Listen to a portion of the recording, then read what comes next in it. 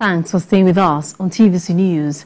In Adamawa State, lawmaker representing Yola North, Yola South and Giril Federal Constituency, Abubakar Babazango, sued Governor Ahmadu Fintiri at the Federal High Court, Yola, for alleged revocation of his land used for campaign by the All Progressives Congress presidential and governorship candidates in 2023 general election. The lawmaker also alleges an infringement of his fundamental human rights and described the action of Governor Fintiri as politically motivated. Correspondent Owolabi Adenosefat in this report. This land in dispute is known as Muhammadu Buhari Square, located in the capital of Adamawa State. The land is owned by Abubakar Babazango, who represents Yola North, Yola South and Giril Federal Constituency in the National Assembly. The state government says it wants the land to build infrastructure that will serve a purpose for residents. According to the Council of Governor Fintiri, the revocation of the land is based on the overriding public interest and Section 28 of the Land Use Act, which gives the government power to revoke any piece of land. The governor has a right to revoke title to any piece of land for overriding public interest.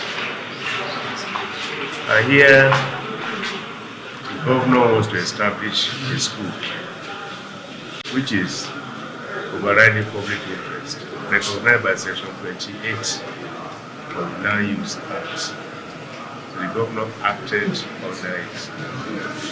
And the plaintiffs have come to court to challenge the action of the governor. The defendant accuses the plaintiff of not following due process in filing the case, which requires a 30-day pre-action notice, thereby challenging the competence of the action taken. The law says that before you file any suit against the state government or any of its agents, you must give pre-action notice of 30 days. So you cannot come to court without serving the pre-action notice.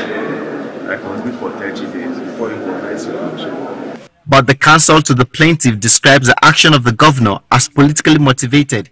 He gives reasons for his claim. The reason why we are saying it's political is that if you know, before the 2023 general election, most especially presidential and governorship election, the APC as a party sought to use Ribado Square as their campaign center. The government refused them. And my client, being a stakeholder in the government, in the party, APC, decided to allow them to use that particular place as their rally. He also claims that it is a case of an infraction to human rights, which does not require a 30-day notice. It is unclear how this matter will be resolved, as the plaintiff, through his counsel, is determined to go as far as the apex court to seek redress. In other news, the Chief of Army Staff, Lieutenant General Taoreed Lagbaja, has challenged his officers to remain steadfast in discharge of their constitutional roles. The Army Chief stated this at the West African Social Activities in Lagos. Senior correspondent Ivy Kanu reports. Anbaras, Yaba, Lagos is the venue for the Combat Support Services of the Nigerian Army West African Social Activities 2023.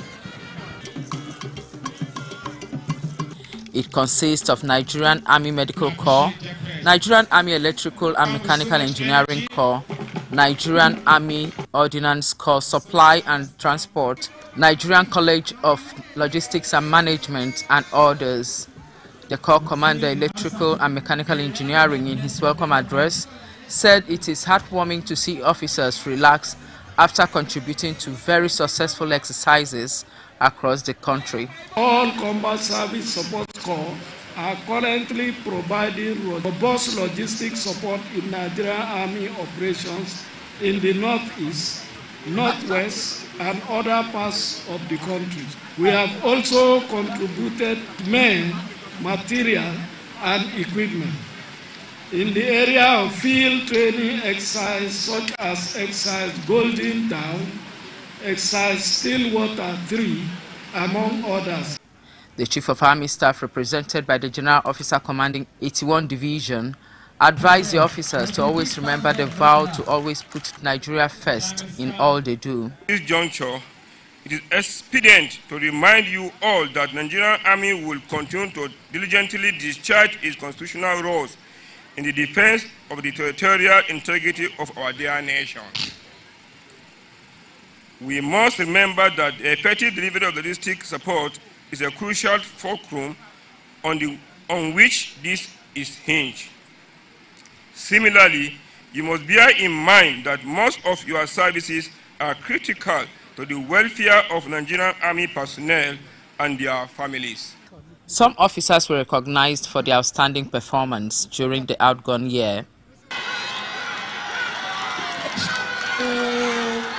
The program ended with tug of war, which saw the Nigerian Army Supply and Transport Corps winning. Ivy Kano, TVC News, Lagos. Still in Lagos, the state government has asked traffic management personnel to be more proactive and committed in discharging the duties. The call comes as state government organized intensive training of LASTMA personnel for better performance. Special Assistant to Governor Babajide Sanwo-olu on Transport, Shola Giwa, asked the officials to ensure professionalism in the discharge of their duties.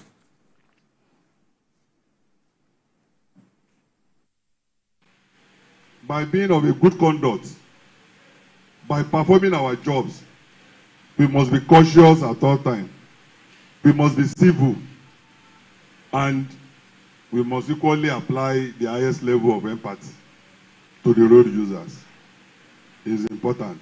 We shouldn't see ourselves as a thin God whenever we are on the road. Always remember too that nature has a way of rewarding everyone, either positively or negatively. To whom much is given, much is. When was the last time you had this kind of training or any kind of training at all? Because we believe that you are an essential part to the success of Lagos. We know that you were the face of Lagos, and you should return to be the face of Lagos. And outside Nigeria, Donald Trump is one step closer to Republican presidential nomination after a massive win over Nikki Haley in South Carolina. The former president won his primary opponent's home state by 20-point margin, his fourth consecutive victory. As he celebrated, Mr. Trump made no mention of Ms. Haley, who vowed to stay in the race. Instead, he set his sights on the general election in November. Mr. Trump lauded his party's unity after Saturday's result, saying, "There has never been a spirit like this. I've never seen the Republican Party so unified." Ms. Haley, once served as a popular two-term governor of South Carolina, congratulated our opponent on his victory. In her speech, she promised not to quit, however, saying the roughly 40% of the votes she received was not some tiny group. She has recommitted to staying in the race until at least Super Tuesday, which comes on the 5th of March, when voters in 16 states will cast their ballots on the same day. Sports news now.